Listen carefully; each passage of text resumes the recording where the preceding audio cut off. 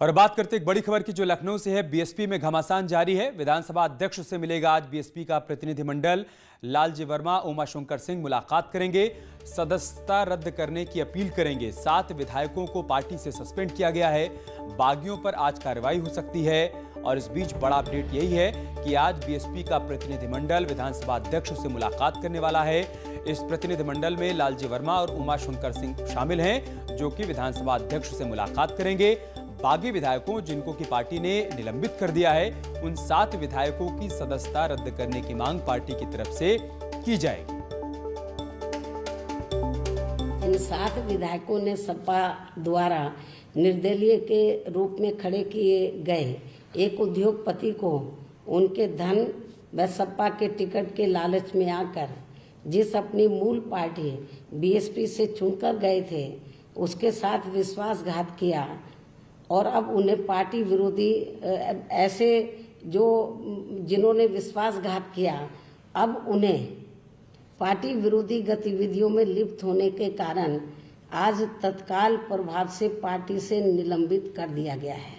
जिनके नाम चौधरी असलम अली, श्री हरगोविंद भार्गव, मोहम्मद मुस्तफ़ा सिद्दीकी, श्री हाकिम लाल बिंद, मोहम्मद असलम रायनी, श्रीमती सुषमा पटेल व श्रीमती वंदना सिंह है। और लखनऊ से हमारे सहयोगी मोहम्मद शबाब इस वक्त हमारे साथ लाइव जुड़ चुके हैं। शबाब, क्या जानकारी, क्या अपडेट है, कितने बजे तक होनी है मुलाकात?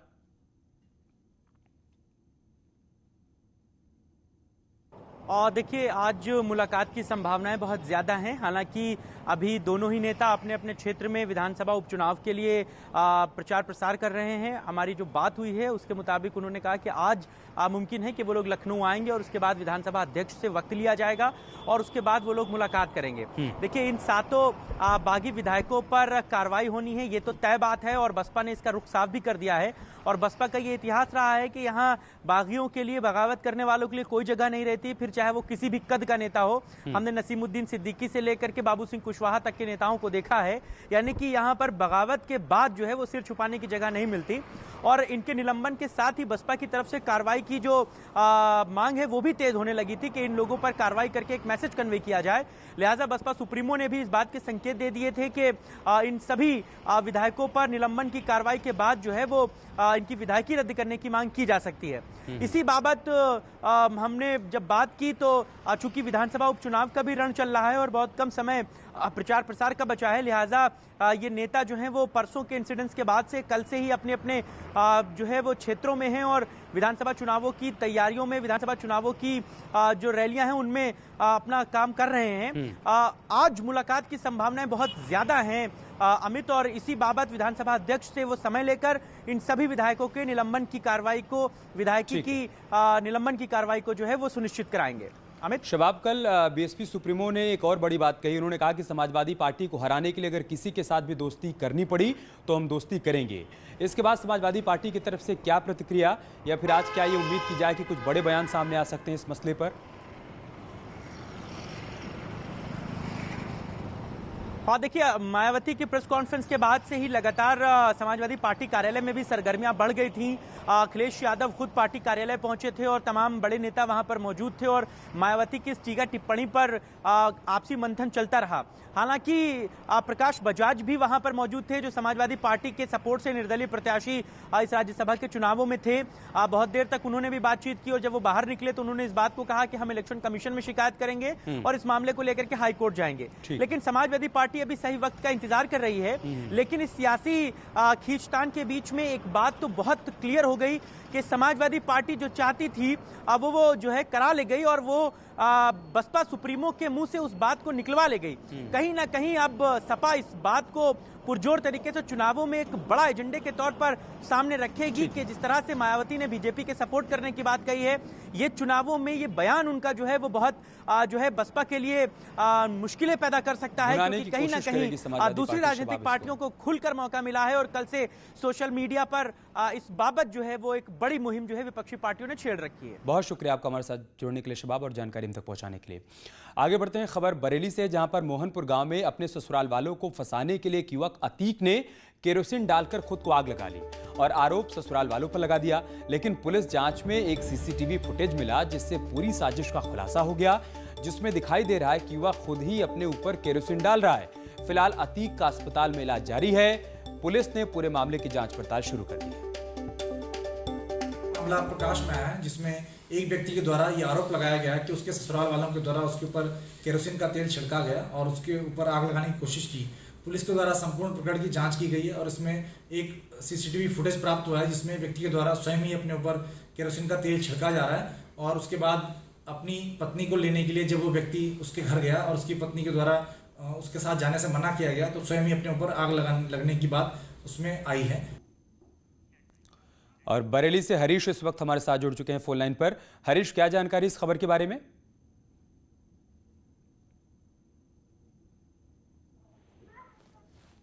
हरीश, आप सुन पा रहे हैं क्या? संपर्क नहीं हो पा रहा है हमारा। तस्वीरें हम आपको दिखा रहे हैं, यही वो सीसीटीवी फुटेज है जिसके आधार पर इस साजिश का खुलासा हो पाया कि युवक ने खुद ही अपने ऊपर केरोसिन डाली थी और उसके बाद उसने आग लगाई थी। रुक करते हैं हापुड़ का, जहां पर ट्यूशन जा रही छात्रा को जबरन अगवा करने की कोशिश की गई है। बदमाशों ने छात्रा से पहले छेड़छाड़ की और फिर उसे जबरन ऑटो में खींचने की कोशिश की। जब छात्रा ने विरोध किया तो आरोपी शाहरुख ने उस पर रॉड से हमला कर दिया। शोर सुनकर स्थानीय लोग मौके पर पहुंचे और इसी बीच शाहरुख अपने साथियों के साथ ऑटो से फरार हो गया। नाबालिग छात्रा को अस्पताल में भर्ती करवा दिया गया है। छात्रा के परिजनों और स्थानीय लोगों ने थाने पहुंचकर आरोपियों पर सख्त कार्रवाई की मांग की है। फिलहाल पुलिस ने आरोपियों की तलाश के लिए 2 टीमों का गठन कर दिया है और मामला दर्ज कर लिया गया है।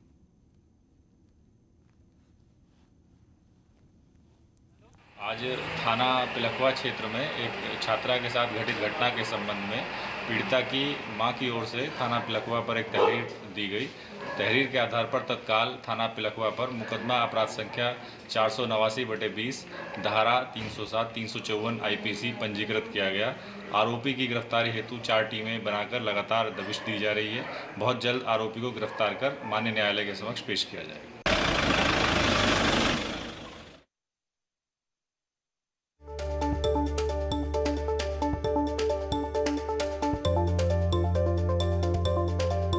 स्थानीय लोगों की तरफ से हंगामा किया गया है। मांग की गई है कि जल्द से जल्द इस पूरे मामले में कार्रवाई हो और आरोपियों को गिरफ्तार किया जाए। खबर यह है कि छात्रा ट्यूशन के लिए जा रही थी। इसी दौरान शाहरुख नाम के युवक ने उसे अगवा करने की कोशिश की, उसे ऑटो में खींचकर बिठाने की कोशिश की, लेकिन कामयाब नहीं हो पाए, जिसके बाद आरोपी वहां से फरार हो गए। विपिन हमारे साथ हापुड़ से इस वक्त जुड़ चुके हैं।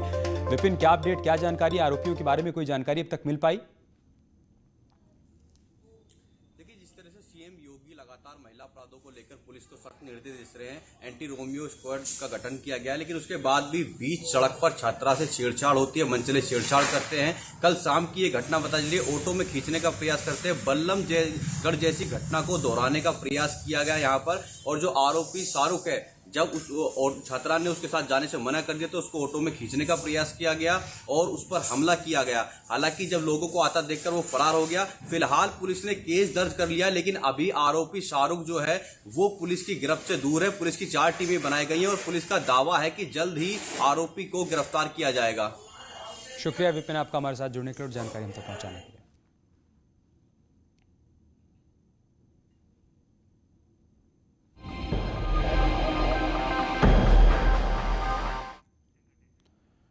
देश में लव जिहाद के मामले लगातार बढ़ रहे हैं। हाल ही में निकिता को दिन दहाड़े गोली मारकर हत्या कर दी गई और अब गाजियाबाद में एक और लव जिहाद का मामला सामने आया है। मामला इतना गंभीर है कि इसकी सच्चाई जब आप सुनेंगे तो आपके भी होश उड़ जाएंगे।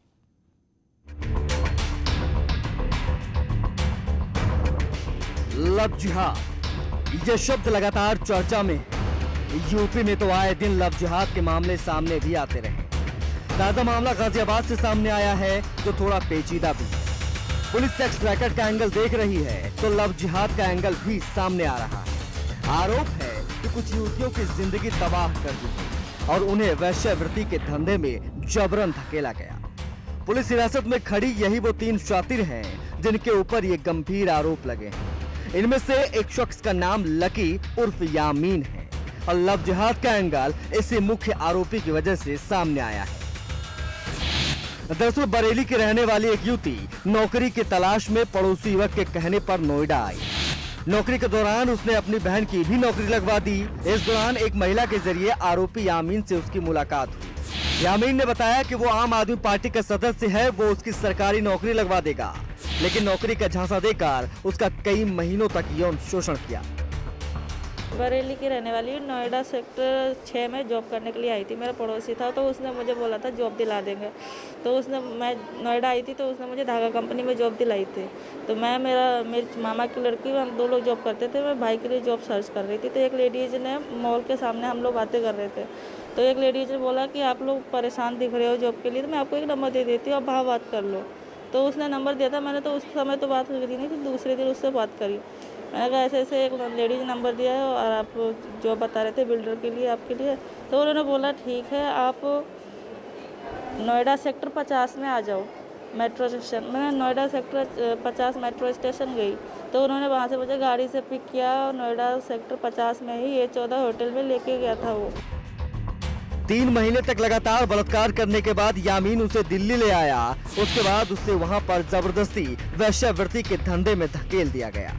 यामीन ने उस पर गोमांस खाने के साथ कुरान पढ़ने का दबाव भी बनाया। इसी बीच में मेरा आधार कार्ड चेंज करवा दिया, मेरे पापा का नाम हटा के किसी और के नाम डलवा दिया। मेरी आईडी चेंज हो गई, उसी आईडी से फिर वो फर्जी आईडी बना के उसी से उसने फ्लैट लिए अक्षरधाम पे, गणेश नगर में लगता है। वहाँ पे 1 साल मुझे रखा, वहाँ पे मारता था, बोलता था नमाज पढ़ो और जो है गाय का मीट खाओ। मैं नहीं खाती थी तो बहुत मारता था, पिट लेती थी बहुत ज़्यादा। तो 1 साल तक उसने वहीं पे धंधा करवाया मुझे। फिर मैंने कहा हाँ, मैंने कहा मैं यहाँ से कैसे निकलूंगी। तो सुना आपने कैसे लगातार पीड़िता का शोषण होता रहा। खैर, इस बीच पीड़िता को एनजीओ से मदद मिली। गाजियाबाद लोनी के विधायक नंद किशोर गुर्जर ने भी एनजीओ की मदद की और आरोपी यामीन के चंगुल से युवती को आजाद कराया। तारीख को एनजीओ की एक बहन के द्वारा सूचना मिली कि राजनगर एक्सटेंशन में एक दलित बहन को, जो जाटा परिवार से है, उनको नौकरी का झांसा देकर के आम आदमी पार्टी का कार्यकर्ता बता करके कि माननीय मुख्यमंत्री से मिला करके आपको नौकरी लगवा दूंगा। उसके साथ गाड़ी में बैठा करके ले जाया गया एक होटल में नोएडा, उनका यौन शोषण किया और उसके बाद उनको जो वेश्यावृत्ति की जैसे घिनौने धंधे में धकेल करके जघन्य अपराध किया और शादी करने के लिए कहा। पर अपने जो नाम है उन्होंने लकी पंजाबी बताया, लेकिन वो यामीन मोहम्मद निकला जब उसने उसकी आईडी देखी और फर्जी आईडी बना करके उसने बेटी के नाम से फ्लैट भी लिया और लगातार वहाँ और भी जो लड़कियां उनको गर्लफ्रेंड बना करके ला करके उनको वेश्यावृत्ति के धंधे में धकेल करके। ट्रेस करने के बाद पुलिस को पूरे घटनाक्रम की सूचना दी गई। मौके पर पहुंची पुलिस ने गाजियाबाद दिल्ली बॉर्डर से 3 युवकों को गिरफ्तार किया। बताया जा रहा है कि लकी उर्फ यामीन कई लड़कियों को अपने प्रेम प्रसंग के चंगुल में फंसाकर उनके साथ पहले तो बलात्कार करता था और फिर जबरन वेश्यावृत्ति के धंधे में उन्हें धकेल देता था। पुलिस ने पूरे स्क्वाड केस का खुलासा कर दिया है। 3 युवकों के साथ 2 अन्य युवतियों को भी गिरफ्तार किया गया है। थाना सिहानी गेट पे आज सुबह एक तहरीर एक महिला द्वारा प्राप्त की गई, जिसमें उसने एक पुरुष के ऊपर, जिसके संपर्क में पिछले 2-3 वर्षों से रही है, जबरदस्ती शारीरिक शोषण करने का, इच्छा के विरुद्ध तथा अनैतिक कार्यों में लिप्त कराने का आरोप लगाया। पुलिस द्वारा जो है मुख्य अभियुक्त को गिरफ्तार किया गया है। अभी तक जो पूछताछ की गई उससे यह प्रकरण जो है क्या नाम है दिल्ली से संचालित एक एस्कॉर्ट सर्विस से रिलेटेड नजर आता है और इसमें जो है मुख्य अभियुक्त के साथ 2 अन्य पुरुष और 2 महिलाएं भी अरेस्ट की गई हैं। लव जिहाद के मामले तो लगातार सामने आते रहे हैं, लेकिन जिस तरह से जबरन युवतियों के साथ रेप करने और गोमांस खिलाने के साथ साथ कुरान पढ़ने के लिए उकसाया जा रहा है, वो चिंता का विषय है। जरूरत है कि मुख्य आरोपी यामीन जैसे लोगों पर सख्त से सख्त कार्रवाई हो, ताकि फिर कभी कोई लड़की ऐसे आरोपियों का शिकार ना बने। गाजियाबाद से न्यूज़ 18 के लिए अमित राणा की रिपोर्ट।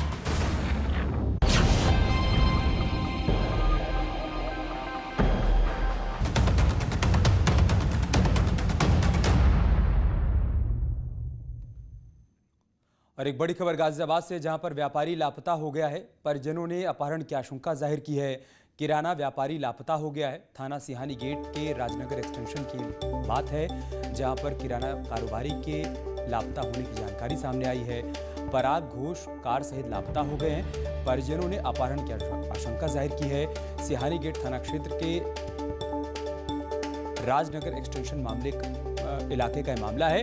26 जून को बिल्डर विक्रम त्यागी का अपहरण यहाँ पर हुआ था। अमित हमारे साथ जुड़ चुके हैं गाजियाबाद से। अमित, क्या जानकारी इस खबर के बारे में? जी, आपको बताना चाहूंगा 4 माह पूर्व राजनगर अपहरण हुआ था। उस अपने काम को सुलझा नहीं पाई है। ऐसे में नया मामला निकल कर आता है कि राजनगर एक्सटेंशन वाले आपके गाँव में रहते हैं और ये मंगलवार को अपने घर से निकले थे, उसके बाद से ही लापता है। हालांकि पुलिस ने इसके बाद पुलिस को दिया, पुलिस ने अपहरण का मुकदमा दर्ज कर लिया है। शुरुआती जांच में सामने निकल कर रहा है कि ये घर से निकलने के बाद इन्होंने एटीएम से कुछ पैसे निकाले, उसके बाद से इनका फोन भी स्विच ऑफ जा रहा है। परिवार समझा जाता है कि इनके साथ हो, जिसको लेकर परिवार की तरफ से ये तमाम चीजें कही गई हैं और ये भी कहा गया है कि इनकी कोई रजिश वगैरह तो नहीं थी। हालांकि अभी तक कोई ऐसा कोई फोन परिवार के पास नहीं आया है कि कहा जाए कि इनका अपहरण हुआ है, लेकिन परिवार की आशंका ये बताई जा रही है कि इनके साथ कोई अनहोनी ना हो गई, अपहरण ना हो गई। शुक्रिया आपका हमारे साथ जुड़ने के लिए अमित और जानकारी हम तक पहुंचाने के लिए।